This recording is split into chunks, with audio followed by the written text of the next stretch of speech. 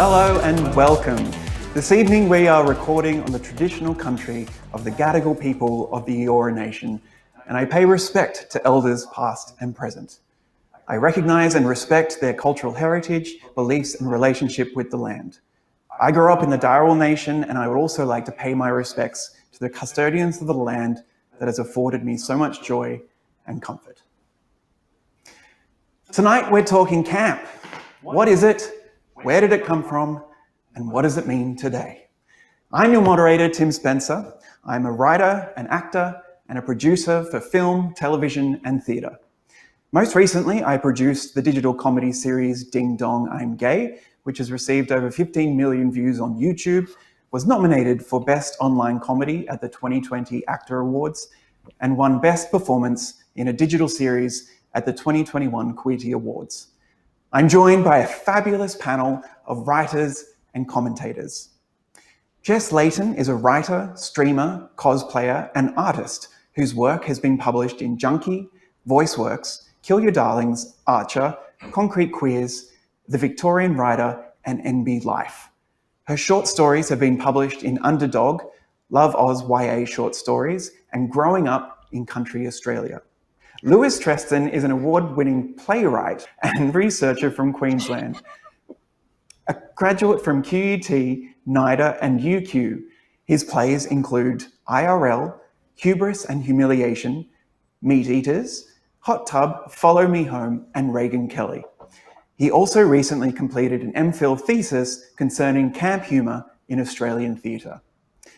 Patrick Lenton is a Melbourne-based journalist and author of 3 books, Uncle Hercules and Other Lies, A Man Made Entirely Out of Bats, and the recent Sexy Tales of Paleontology. He is also Deputy Arts and Culture Editor for The Conversation. Michael Sun is a writer, designer, and broadcaster based in Sydney. His work has been published in Guardian Australia, The Monthly, ABC Arts, Vice, Sydney Morning Herald, Overland, and Hello Mister. He was the former culture editor for Netflix Australia and is currently the editorial assistant at Guardian Australia and a presenter for FBI Radio. Welcome, everyone, and thank you for joining us. Now, Lewis, you've recently completed a thesis in this very topic, so I am going to throw you in the deep end and ask you to do the impossible and define camp for us. You know, I don't think I'll really give it a go, but I'll talk about what I've discovered within my research. I'm not the first person to discover it, but camp is sort of a term that's overburdened with paradox. Often it's associated with theatricality, humor. It's over the top. It's aware of itself as performance. It's a very interesting term at this kind of current moment. When you look at it, oh, that's camp. When I first came to study this topic, that moment was not occurring. But every time I presented a play, people would come up to me and go, "Oh, I loved it. It was kind of camp." And it seemed like a compliment. I just didn't know what they meant. And then I went online, and then you see lots of definitions like "so bad it's good." I'm like, I don't know if I should be taking this as a compliment. However, then I went back to university on a mission to discover what camp meant for me. In my research, long story short, I don't attempt to define camp, but I have developed some languages in which we can discuss it and talk about how it can be perceived in things, and if that makes sense. But I'm also interested to see what everyone else thinks it might mean, because I have given such a sort of middle of the road, boring answer, but that's what I'm about. Middle of the road and boring. Excellent. But would you say that camp is inherently political? Yes, I think it can be, but I think it can exist on all sides of politics. Camp is often associated with the sort of queer progressive left, and that's how it's sort of, it's hard to know when it began, but when Sontag first sort of outed camp in a publication, Notes on Camp, it was, in a sense, well, she actually claimed it was apolitical, but since then, as camp has been sort of reclaimed by queer people, there's a very staunch argument for its sort of political utility to sort of undermine the heteronormative status quo. However, I would also argue that there's figures in camp all through our sort of political spectrum who aren't necessarily motivated by the same, what would you say, ideologies and stuff like that. So I personally think camp is quite amorphous and it can fit in anywhere and sort of show up anywhere. Reactionary politics can also engage in camp. But that's my personal position. I think other people can sometimes take a different view to that. Yeah. Absolutely. I'm sure we'll hear many different perspectives on camp this evening. Now, Patrick, what is your relationship to, say, the legacy of camp humour, and what are your influences? It's an interesting sort of thing. It's an interesting thing what Lewis said about people saying that about their plays, because my first interaction with camp as well was people reading my fiction and being like, wow, so camp. And I sort of, doing the same thing of nodding along and being like, cool, or how dare you? And what I took that to mean as a kind of absurd comedy writer was that people were absolutely paralleling the idea of anything that was silly for the sake of being silly with being camp, which is not inherently wrong in itself. I think that there is definitely a place in that, but there is actually no world where something that is just comedic is inherently camp. There's got to be a difference. So it's always been that that kind of line between the idea of comedy and the idea of campness that I've kind of lived in, I guess. And then sort of years later, once I was finally out, then people would start calling all my work camp as a kind of politically expedient byword for saying that's really gay. And once again, I was like, thank you, but also how dare you? So yeah, very, very gay, very funny. Is it necessarily camp? I'm not sure, but it's definitely what I do. Excellent. Kind of like a self-identifying catch-all phrase that is potentially helpful, potentially not. And yes, you write about queer culture and fandom culture in particular. Yes. As evidenced by your excellent costume. Costume? How would you say? What are you talking about? My apologies. How do you think camp intersects with queer theory and culture? Whew. If at all. Gosh, that's a big question, isn't it?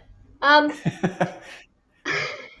suppose for me, camp is all about the exaggeration of character or the glorification of character, which is one of the lovely 15 notes on camp that is like a Bible to me for understanding camp, because similar to yourself, Lewis, I don't have a working definition of camp. I have a sensibility for it to be like, oh, that's camp, or maybe it's not, I don't know, sort of to try and feel my way through. I think wider culturally, obviously in pop culture, camp in very recent years, especially with the emergence of, I don't know if you guys have heard of this little show called RuPaul's Drag Race. It's not that big, it's not a big deal. But with the emergence of that show in particular, the idea of camp and of queer performativity and of a queer sensibility, which is what I feel camp is at its heart. It's a way of viewing the world. It's not necessarily an object or a character. It's more of an ideology, of a way of expressing thought and sensibility. But with the emergence of that show and the prominence of queer people in media, camp has started to break into the mainstream, which I'm sure we'll have very different opinions about. And for me, it's been an interesting exercise. In terms of queer theory, my girl is Judith Butler, that everything is a performance, and I view camp in a similar fashion, like I said, as a caricature of character. So it all falls into what queer performance is now in the modern day culture, whether that's by queer people or by not queer people. It's interesting to sort of look at. Absolutely. And so what would you say, in your opinion, what is the campest fandom? That's a really good question, because I think about this a lot, because one of my favorite shows is a very camp show. In that way, it's like, it's so awful it's good. It's the TV show Supernatural. The show itself is very camp. Yep. It's like the American idealized version of masculinity, but then it slowly starts to tear all that down and tear that away. It's very, very camp and very interesting. I love it. I could talk about it for hours. But the fandom itself around that show isn't necessarily camp. When I sort of look at fandom away from the actual object of fandom, like the thing that people are obsessing over, I have to say that it's football fans. I think really? Australian rules, male cis football fans are the campest out there. And it comes into play with that idea of the best kind of camp there is the naive camp, the camp that doesn't know it's being camp. And you just got to look at football fans and just to see, albeit in a straight cisgendered sort of subset of camp, but it's that bodice ripper fantasy of the Aussie hero of the peak masculinity. It's sort of really intense and important relationships form between men in Australian rules football fandoms, and like you're barracking for your team, you're barracking for the team members, all this sort of stuff. And it really does embody that sort of idealized version of manhood, but the performance of it, the outlandish outfits, just the sort of celebration of it all, I feel is very, very camp. It's everything's in quotation marks when it comes to like football fans, and they're really going for that sort of I lost my train of thought. ADHD. Woo. But yeah, football fans. Absolutely. Well, I mean, it's the first time I've ever heard bodice ripper and NRL in the same sentence, and it's gotten me a little bit warm. Michael, absolutely, yeah, we're here all night. Now, Michael, as the outgoing culture editor at Netflix, how would you say recent television has changed or built upon a notion of camp? I think it's a really interesting question. And I think going back to what Jess said about RuPaul's Drag Race, I think my perhaps hot take, maybe you can cancel me later, is like, I actually feel like Drag Race has really diluted what it means to be camp in today's viewing environment, in how people generally who are not queer understand what camp is. And I think because of this extreme mainstreaming of drag, I actually feel like drag is not camp. That is the soundbite that they can take away from this panel. I don't think that drag is camp anymore, because I think that too many people now have access to it, and too many people now understand what it is, and are perhaps even naively really feeding into this like stan culture without understanding the actual history and without understanding the actual context behind it. And I feel like that is something that we should be interrogating more. I don't just say that because Drag Race streams on Stan, aka not Netflix. But I think it's something that we should interrogate more. And I think that a lot of current representations of what queerness is, for example, Billy Porter coming out and being like, Harry Styles doesn't get to wear a dress. But I'm like, Billy Porter, you're also a cis man. I feel like it's these quite insidious mainstream queer personalities, which I actually feel like are not ruining exactly, but definitely diluting the idea of what camp is. Having said that, what TV shows and movies do I think are camp? I actually, in preparation for this panel, searched for the word camp in my message history. I would say that it's a word that I use at least once a day. And I think, unfortunately, I discovered that I had used it to describe a very wide variety of things, among them Amy Adams' performance in The Woman in the Window, famously camp. I would say that Carly Kloss saying looking camp in the eye has become camp 2 years after her non-camp appearance at the Met Gala. I described a dog on my street recently as camp. I think, you know what, like I think everything can be camp if you look at it in the correct way. And going back to RuPaul again, you know, RuPaul said, famously said, we're born naked and the rest is drag. Well, I think I like to say we're born naked and the rest is camp. Absolutely, that's excellent. Actually, this is we can't really have this session without talking about Drag Race. I think in a much broader sense as well. It's like this sense of camp being serious, frivolous about the serious, and serious about the frivolous.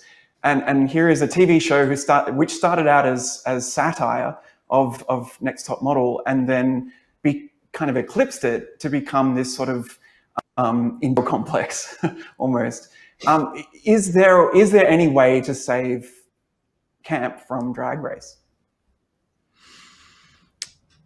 Of course. I think yes, basically yes, because I think camp is a concept that exists outside of Drag Race. It's just that Drag Race has kind of skated along in its in camp's wake, and sort of used camp as a word to kind of define and power itself. But the bigger it gets and the more powerful Drag Race gets, the less it has the actual capacity to do that, and the more that there's diminishing returns on its own campness, exactly like Michael says. Because like I think the one thing that I kind of use to, because I'm sort of in the sort of field of like defining camp is such an absurd journey that it's camp within itself. But I think that the one thing that I do use to kind of like try to cut off and delineate campness is the idea that like camp laughs at anything that considers itself normal, you know, and it defines itself by not being something that considers itself normal. It's part of what Jess was saying about football fandom. One of the reasons why that is so camp is because it is so incredibly normal, but so incredibly performative. So I think that the more mainstream Drag Race gets and the more mainstream drag gets, the more it becomes kind of just normal, you know, and it has less campness and less power by how normal it is. And I feel sort of feeding on that camp is not really defined or created by those in power. It's often created by, you know, queer people are historically not the ones in power, but obviously with the elevation of things like RuPaul's Drag Race, and like you said, Michael, quite prevalent comedians who are queer people like Billy Porter and such, but camp is not created by those people. Camp is created by, you know, the everyday person. I specifically come from an area of working class background where I see, you know, this in the smaller drag communities. I sort of somewhat agree that drag is not inherently camp, but drag can be camp, as all things can be camp. But I don't really see that happening on like this massive global stage, like you said, Patrick, because it's the mainstream now. But you go to, you know, your backwater Melbourne drag show, and you will see from like drag kings and non-binary kings and queens and stuff, you will see the campness emerge through that, because there's sort of a power dynamic within the portrayal of camp as well that I think doesn't really go often talked about. That you can have people like at the Met Gala, it was really unsuccessful, I think, because that's a bunch of people in power who don't have the lens to be able to harness camp for what it is, which is, like you said, a reflection of the absurdity, of the artifice of things that are already existing. They're so beyond that point of being able to recognize they can't produce camp. I think you said building it best, upon like the Met Gala. Sorry, you go. No, that's right. But building upon a couple of ideas that are being tossed around, I do think what's implicit in some of the discussion is the fact that camp can have sort of different quality to it. There can be such a thing as good quality camp and bad quality camp. There's also an issue with camp, how it can be perceived, because if my mum, for example, had the capacity to sort of get camp, I think she might, who knows. But, when you take her to a drag show, maybe for her, that is a good quality camp because it's surprising. I go to a drag show, I'm a bit bored, unless it's like Tammy Brown and she's like breaking the fabric of society, then I'm on board. But kind of within that space, I think what the problem is, or one of the, if you can even call it a problem, what's happening, in my opinion, is the fact that, to borrow a quote from John Waters, who is sort of this godfather in camp figure, in camp culture, he was basically saying that in order to have good quality bad taste, you first need to have good taste. And I think we're in a situation where all these sort of new queens on Drag Race kind of, aren't really engaged with history or tradition or much of anything outside of what comes on Netflix or Stan in this example. So they actually don't have any real cultural understanding of what they're looking at. So then they get into this cycle where they just imitate what they see other queens imitating. And the further you go back, they were actually responding to, could be a number of different things. Like, I can't remember the one who's sort of deeply obsessed with Cher. What was her name? I can't remember. Chad Michaels? But nevertheless, Chad Michaels, this sort of history of camp, which is sort of deeply engaged in diva worship. And what would also be interesting to open up in this conversation is the idea of the camp woman as a sort of tragic fantasy of the gay male and whether that's problematic or not. But yeah, I think the issue is that with the mainstreaming of it, we get this really sort of 2D version of what camp is without any real history to it. And then we've sort of maybe breeding a new generation of queers which just copy what their older brothers do and not understand why. Boom. As a queer, Going back very quickly. you go. Going back very quickly to the original question. Does camp exist outside Drag Race? And can it exist? Well, not only yes, but also the obvious answer is just to kill RuPaul. I think that would be the campest act of all, is to literally kill and or cancel him. Not that I'm calling for murder. That would be legally. We've been trying. Exactly. We don't. But I'm are we really going to him. let a fracker to decide what camp is or is not? Are we really going to let We don't have to fracking kill be camp? RuPaul. We just have to watch him drown in the Hudson and do nothing. You just gotta watch him wave that little train flag. Yeah. Little train flag. Is watching someone drowned camp?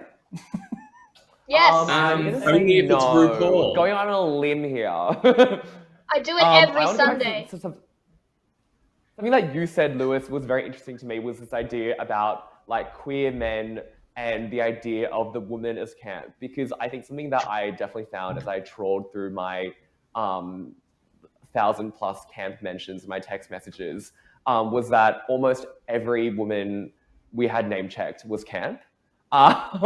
Every actress is camp, is my belief. But I'm interested to hear more about, the history of potentially why that is problematic. As I said, I'm only here to get cancelled. So I'm well on my way. If you're not cancelled by the end of this, I'll do it for you.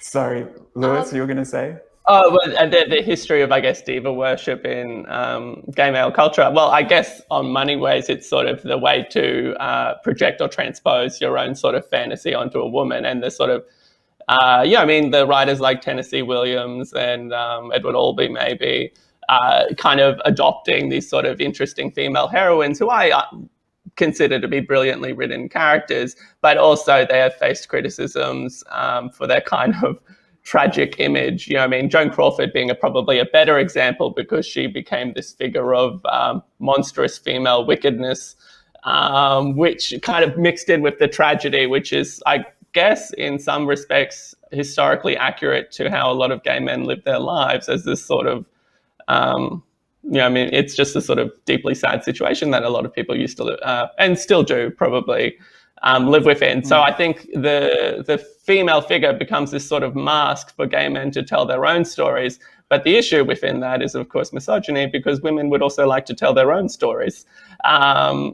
Yeah, so I think it's an interesting predicament because there's some wonderful examples of gay male writers playing dress up with interesting female characters. However, I think it is also necessary to appreciate the context in which they were doing that. And it continues to this day. And of course, I kind of still love engaging with that type of character from time to time. But of course, you need to have a sort of political sensibility to do that in a way that hopefully doesn't get you cancelled, but we'll all be cancelled in the end, I guess. But to kind of bounce off what Michael's saying. Sometimes you live long enough to see yourself be the cancelled. Well, I'm peaking. My career is briefly peaking right now, so ideally it doesn't happen today. Tomorrow.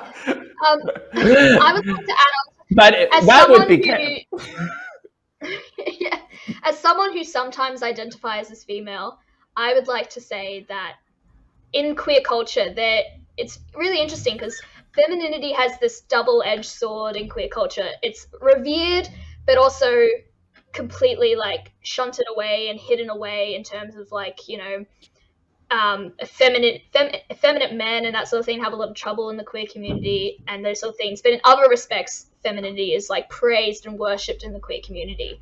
So it has that dual role, femininity, of being very prevalent in the community and something that's really easy to quickly tear down or to strip back the layers of, in some manner of speaking, through the art form of camp, whereas masculinity is not as prevalently or as often stripped back in that manner, and in a way that it needs to be quite honest, which is why I really love shows and books and things that do, and just people and acts and things that strip away a bit of masculinity's power, particularly in a queer space.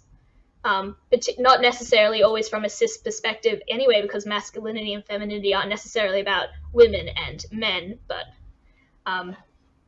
that's something that you don't really see a lot of on prevalent shows, for instance, like Drag Race, where the whole ideal is to be as fish as possible.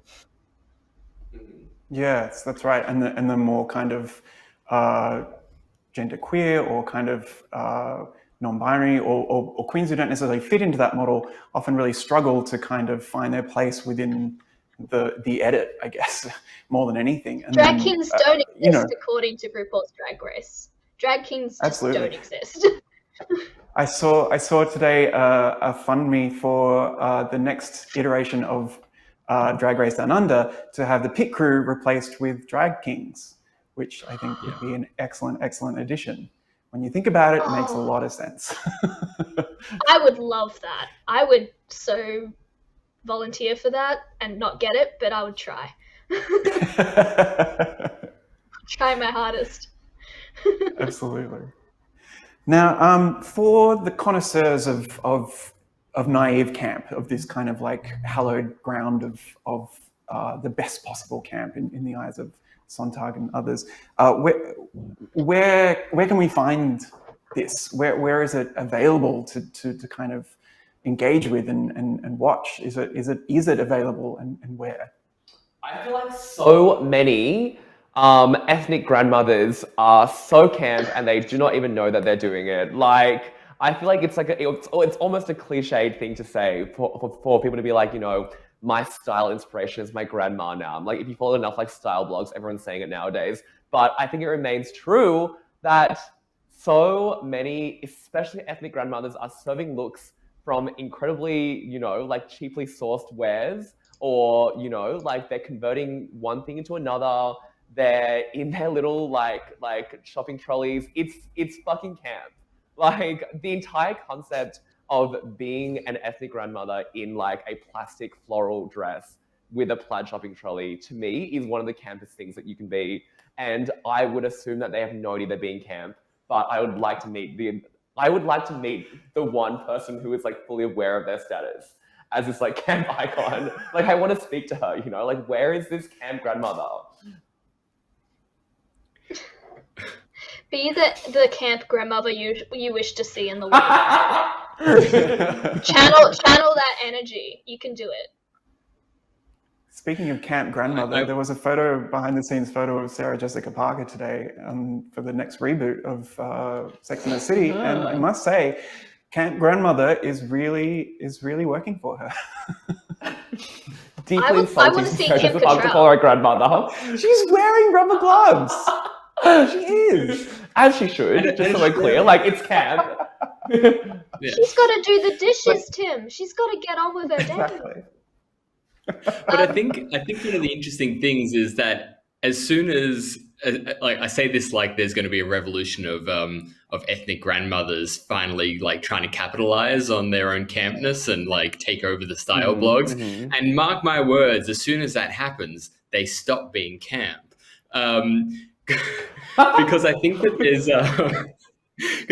there's something about like agency and intention around the idea of like naive camp. I once had a really long conversation, really like way too long, about whether or not Katy Perry was camp, right? And I think that the answer that we landed on was that Katy Perry wants to be camp, which doesn't make her camp. Her, you know, all of her outfits, all of her, you know, like all of her sort of very big costuming and all that sort of thing, not camp, right?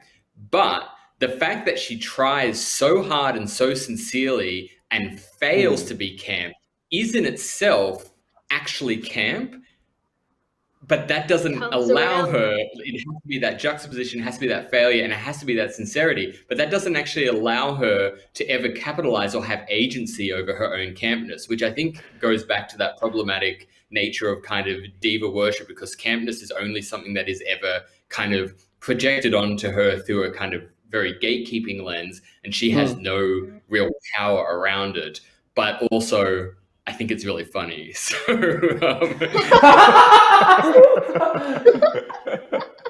I think It's a within this, bestowment of camp. I guess with this question of deliberate and naive camp, it's almost like how well you disguise the wink. You know what I mean? Because a lot of camp is aware that it's being a bit silly or a bit funny, but it's how well you sort of suspend disbelief to allow people to potentially imagine that maybe you're serious. A show I really like, which I think is one of the best contemporary examples of camp, is Now Apocalypse, which was on Stan for a little while, because it's this utterly insane alien gay sex plot thing. You came. I know. Yeah, you're dressed like an alien. It's all happening. This is the start of the season 2 that was cancelled. Anyway, what was I talking about? But yeah, it's that quality in that show is the fact that it almost doesn't seem to want to acknowledge the fact that it's taking the piss a little bit. And I find it interesting that me and Patrick have a similar story in the sense that our writing was initially sort of perceived as camp, but in its own way, though I'm sure we both were aware we were being funny, we weren't necessarily clued into the fact. I felt like I was creating camp from within. It was just spewing out of me. But I didn't quite understand what it was or what I was doing. But does that necessarily mean that if you become more aware of camp, that your practice becomes deliberate and you lose that naive quality? I don't think so, but it is a question, isn't it? Well, the question of agency is so interesting because it's almost like, it almost sounds as if you can only be a victim of camp or something. You can't be a perpetrator of it. Well, much like you can be an active victim, like you can absolutely also be a victim of camp. I think being a victim of camp is actually a great badge of honor, because that's the definition of naive camp. Like you've been a victim of your own behavior, but that's camp. Cue the presses where we talk about how many camp victims there were this day. How many people got fenced against camp? Yeah, Casey Briggs doing a morning number count of how many camp victims there been. Today, Casey Briggs is also incredibly camp. Like, Casey Briggs doing the numbers is one of the most camp things that's happened over lockdown. Casey Briggs and his cute little charts, camp culture. I was going to say morning TV shows. What was that? Sorry, Jess? I was going to say that morning TV shows are pretty camp. To be I think it granted, must. I don't really watch TV, but what I've seen, I feel it's camp. Like I watch stuff on the internet. I think. You know. I think it comes from this deep desire to sort of, which I think exists within a lot of queer people, to sort of ridicule the dominant culture and sort of make fun at it, but also seem unbothered. Because if you're laughing at something, you're not crying. You know what I mean? You sort of possess the power. And it's interesting that you mentioned morning shows, because what I would reason would be a kind of feminist camp. I forgot their name at the last moment, but the people who did the catering show also did that send up of morning TV on the ABC. Yeah, I mean, it's already been done and exploited, this sort of parody of the camp potential of the morning show. But and that's what I think that happens. Like, people see an opportunity to sort of piss on everyday life because they somehow feel disconnected from it, or they believe it to be not a home for them. And there is a desire to sort of tear that down a little bit. I think there's a tremendous amount of anger in a lot of camp, but you'd never quite recognize that it was angry when you watched it. I think one thing I find really interesting there. Sorry, I think one thing that I find really interesting there is that this confluence between camp and satire, where I think Get Kraken, for example, is a show that is both camp and it's satirical. But I don't think we could say that all satire is camp, obviously, and also not all camp is satire. But where do we actually think the difference lies? Well, actually, let me steer this a slightly different direction. But when we consider sort of the Australian history of camp humour in particular, you know, from Barry Kosky to Baz Luhrmann, Kath and Kim, you know, the list it goes on and on, really. But to me, it always seems like it's riffing on this kind of almost suburban Australiana and this kind of middle class aesthetic, really.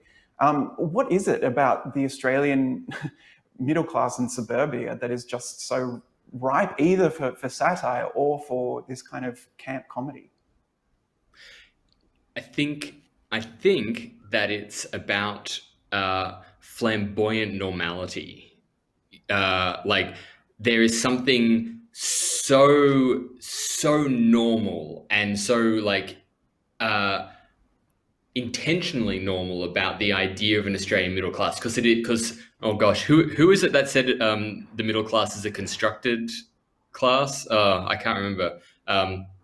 Some writer. I could have sounded really smart if I remembered who that was. Like, the middle class it's a created thing, and it's created to be the epitome of what society at various points in time defines as normal. So, you know, we're talking nuclear family, we're talking like very defined kind of like stratas of capitalism, and we're talking like things like suburban areas, which are houses, you know, just blocks and blocks and blocks of houses with something like, you know, Fountain Gate Mall or something, which are all defined to be like unremarkable is probably the word, but like if you put it in the context of everything, the fact that this is actually being constructed is kind of remarkable. And as soon as you point it from a different direction, which is what camp does, it shines a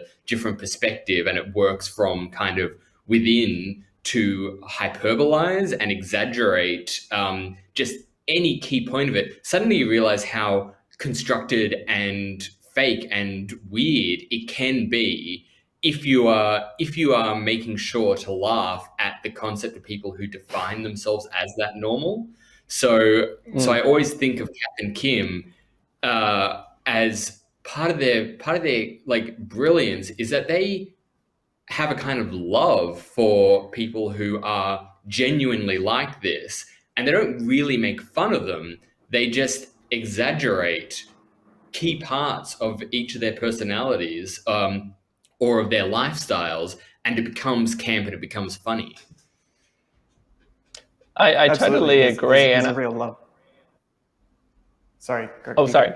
I totally agree, and I think a lot of it has to do with the fact that they take suburbia so tremendously serious. Dame Edna, I know Barry Humphries is a very problematic figure now in particular, but Barry Humphries, you know, like kind of really did put suburbia through Dame Edna as the center of the world. She was a gigastar, bigger than everyone else, and she was a suburban housewife from Moonee Ponds, and she was taking on the world. And the incongruity existed for Australia because we understood that could never happen. we knew the rank of Australia as this sort of decentered country away from the rest of the world. And then similarly, like The Castle, it's not a particularly camp film, but again, there's that idea of the sort of decentered Australian kind of at the bottom of the world, kind of taking their sort of ridiculous lot in life tremendously seriously. And I think it is a way to sort of point to Australia's scale, make fun of it, but it's also quite affectionate a lot of the time. One thing that I find interesting as well is going back to what, like I think your question actually has a lot to do with the differences between satire and camp, I guess. And I think the way that I would point to that is by saying that I actually don't, like thinking about this idea of like comedy and punching down and punching up, I think camp actually most often punches on its own level exactly. And I'm thinking about in terms of the fact that, say, a show like The White Lotus is all about satirizing the upper class, but that's not camp, because like I feel like the excesses of the upper class are already so hyperbolic, so excessive in and of itself, that there is no way that it could get even larger and even bigger in a way that could be considered camp. Whereas you look at something like of the aggressively middle class, as we've been saying, Kathy Kim, Dave Edna, these people, and I think Patrick and Lewis, you both made great points as to like how hyperbolizing the extremely normal, I think that almost becomes the defining feature of camp. And especially in Australia, I think camp is particularly tied with our national identity of like self-deprecation.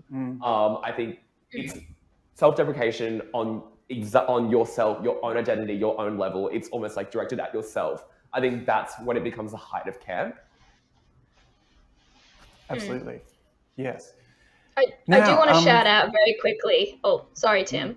No, please. Just please, very Jess. quickly, an excellent example of like upper class campiness, I feel, is in Schitt's Creek, Moira Rose.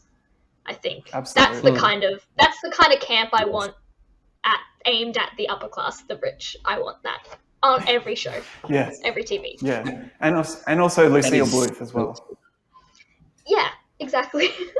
In Arrested Development, that kind of level of just complete disconnection from the world around them is it's so enjoyable, but also so kind of heightened. It's just kind of insane. It's oddly to watch. comforting. Yeah, it really is. I don't know why. Now, I've had an excellent time this evening. Where can we find you? Or what is everyone doing? Michael, where can we find you, and what's on the horizon? Well, I'm currently working The Guardian, so you can find me there. And we've just launched a new podcast called Saved for Later. It's a very camp podcast, I would say personally. It's a podcast about internet culture, online culture, petty dramas on the internet, which I would consider myself very camp. So you can go and search Save for Later wherever you get your podcasts, as they say. Excellent. Patrick, what about you? Where can we find you? Well, I would say go and buy my newest book, Sexy Tales of Paleontology. Look, I'm told it's camp. Is it? You'll have to find out. But I think it is actually quite camp. And also, me and Rebecca Shaw have just started a newsletter called All the Heterosexual Nonsense I Was Forced to Endure, where we recap things happening online. We're currently doing The Bachelorette, which I'll literally be running to go and recap after this. So please sign up for that, because that is camp. I was about to say Bachelorette, camp. But The Bachelor, not camp. Let's just get that clear, just by the way. Garbage, That's why we didn't trash. Jess, where can we see more of you? Yes, you can find me and all my work via my socials, which is A Geek with a Hat, no spaces. One of my tweets goes viral like every month or so you'll probably find me having, well, not me, but you'll find my tweet probably on Facebook or in a mum's group or on Teen Vogue, you know, random internet searches. So one of my tweets will be there. But yeah, When just we to least geek with a hat on. expect you, there you'll be. Yeah, my most famous writing credit is a Twilight tweet in Teen Vogue. So you get what you can. Now that's camp too. And Lewis, how about you? Well, just Google me, I guess. But like, I'm adapting An Ideal Husband for Le Boite theatre company Excellent. in Brisbane. So I'm based in Brisbane. I sort of don't want to be found, but if you find me, we'll say hello.